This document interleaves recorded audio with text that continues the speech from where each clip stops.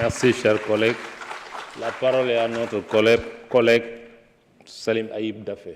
Vous avez la parole.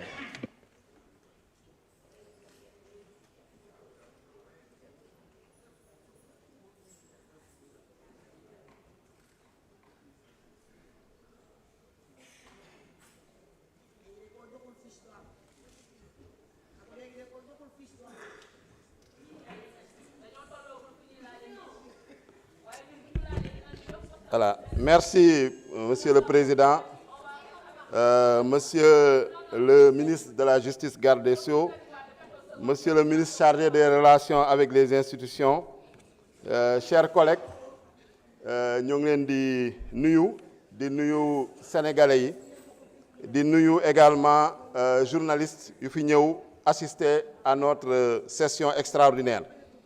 Donc session extraordinaire bi nag lu ko tax a jóg mooy réviser notre règlement intérieur, le règlement intérieur de l'Assemblée nationale.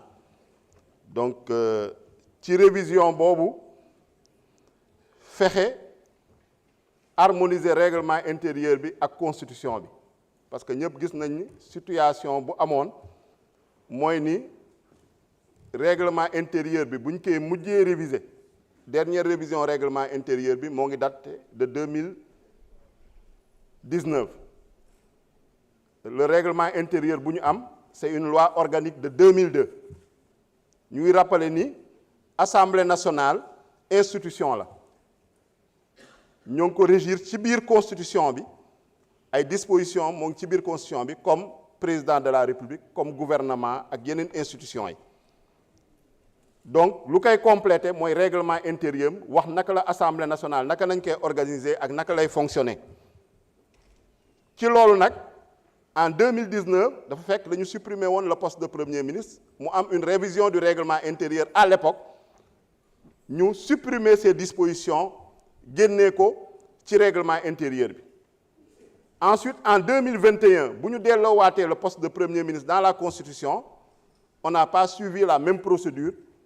Donc, on n'a pas révisé le règlement intérieur, mais on a constaté qu'il y a une édition du règlement intérieur bu ñu distribué député yi édition nga xam ne juillet 2021 la ñun ñoo ngi installé en septembre 2022 donc ça veut dire que c'est antérieur à notre installation moom nañ ñu distribué moo am ay dispositions yoo xam ne dañ ko ci rajouté te député yi tooguñu comme tey nu ñu toogee daje pour délibérer ci dispositions yooyu. Donc, c'est des dispositions qui ont été rajoutées sans respecter la procédure. Donc, constat boobu yaakaar naa ni ñëpp d'accord nañ ci maintenant lu desoon mooy yan modalité yi nañuy emprunter pour mën a fexe suñu règlement intérieur boobu mu méngoo constitution bi. Je pense que y a eu quand même un long débat, il y a eu parfois même des polémiques politiques mënul ñàkk parce que assemblée institution politique la tamit mais alhamdoulilah tey en tout cas on s'est tous accordés pour dire que on doit harmoniser notre règlement intérieur à la constitution. Donc ñu ngi ciy remercier tous les groupes parlementaires ñu ngi ciy remercier les non inscrits ñu ngi ciy remercier le président de l'Assemblée nationale l'administration pour qu'on arrive à ce consensus là parce que il faut rappeler quand même que constitution daf ñu conférer plusieurs pouvoirs dafa ne l'Assemblée nationale vote seule la loi. On a le pouvoir également de contrôler l'action de l'exécutif, on a le pouvoir d'évaluer les politiques publiques. Donc ñun en tant que législateur man soxlawuma tey ñu may remercier d'avoir légiféré parce que c'est normal qu'on légifère et qu'on ait l'initiative législative.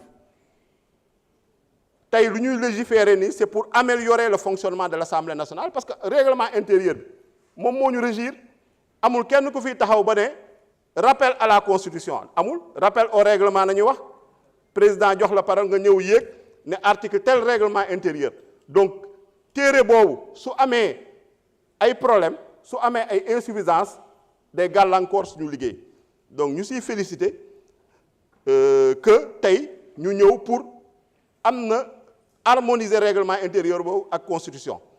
Effectivement le travail est perfectible on peut l'améliorer mais dañ ko def ci benn délai boo xam ne ça nous a pas permis ñu dugg ci ay réformes en profondeur parce que réforme en profondeur yooyu discuter nañ ci mais on n'avait pas toujours des avis convergents parce que ñun en tant que groupe parlementaire Yewwi Askan Wi dañuy am benn position groupe parlementaire Benno am beneen position groupe parlementaire Liberté Démocratie am position non inscrit itam am position su fekkee ni amuñu convergence on constate que sur ce point-là effectivement c'est un point de discussion mais amuñu ci convergence les points yenn nag yu ñu jàpp ne am nañ ci convergence am nañ ci consensus moom nañ tënk ci proposition de loi bu ñu leen soumettre donc méthodologie boobu nañu employer pour arriver à ce résultat-là et on s'en félicite, c'est un progrès, c'est des pas qui ont été accomplis. D'ici remercier, en tout cas, le groupe parlementaire Yewwi Askan Wi et tous ses membres parce qu'ils nous ont fait confiance. Ils ont délégué des représentants au sein du groupe de travail. Quand on leur a rendu compte, également, à chaque fois, ils nous ont exhortés à aller de l'avant, ils nous ont encouragés à poursuivre le travail. Donc c'est pour ça on est arrivé aujourd'hui dans cette séance avec certes des améliorations, des progrès, mais des chantiers encore qui restent ouverts. Donc c'est un processus d'amélioration continue.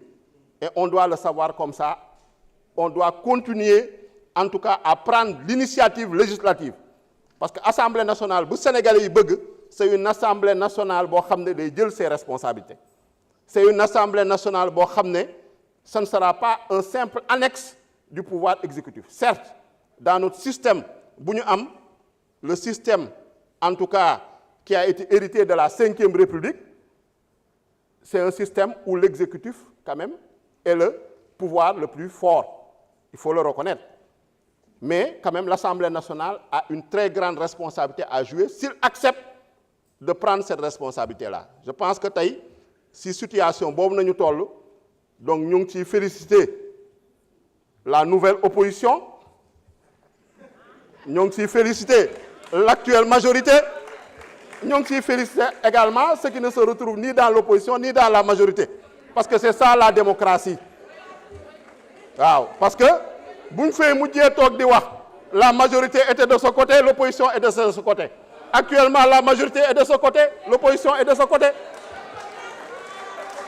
Et ça s'est fait par la volonté des Sénégalais, par la voie des urnes démocratiquement. Ken warante ko.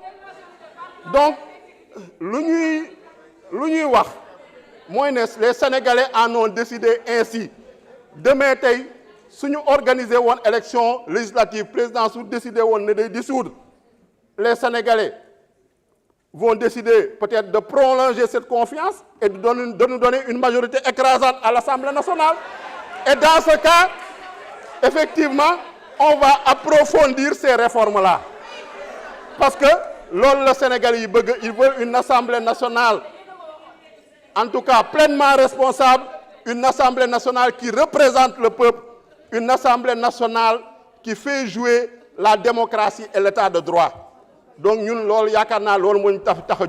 effectivement, on a mené des combats ici dans cette Assemblée nationale pendant ces 2 années, des combats âpres, des combats rudes, mais quand on nous appellera, c'est l'intérêt de la République, c'est l'intérêt des Sénégalais, c'est l'intérêt du peuple pour discuter, pour faire avancer la légalité, pour faire avancer la démocratie et l'état de droit, le groupe parlementaire Yewwi Askan Wi répondra toujours présent. Parce qu'on n'était pas simplement une force de contestation, on était également une force de proposition, on était également une force de contribution. Là, on est une force, on est avec l'exécutif, le président Bassirou Diomaye Faye, pour conduire ce Sénégal vers un Sénégal juste, prospère et souverain. C'est la mission que les Sénégalais nous ont confiée et nous ne faillirons pas à cette mission. Le plus sur le plan législatif, donner les moyens au président Bassirou Diomaye Faye, au Premier ministre Ousmane Sonko et à tout le gouvernement pour qu'ils puissent satisfaire les engagements qu'ils ont tenus devant les Sénégalais, on le fera sans état d'âme. Donc,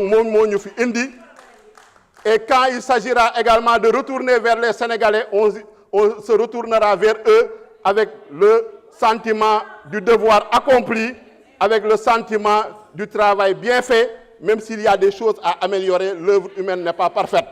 Donc moo tax ma leen di gërëm di leen sant. En tout cas, nous, groupe parlementaire Yewwi Askan Wi, nous resterons fidèles à notre démarche, nous resterons fidèles aux engagements qu'on a pris pour voter cette proposition de loi, permettre à l'Assemblée nationale de disposer d'un règlement intérieur qui lui permettra de mener son travail. Donc loolu daal laa bëggoon wax di gërëm ñëpp di sant ñëpp di leen jaajëfal di ñaan yàlla en tout cas Assemblée nationale bi suñ fi dajewaat en tout cas merci majorité bi nekk voilà. Merci. Merci beaucoup. La parole est à notre collègue Abdou Mbow.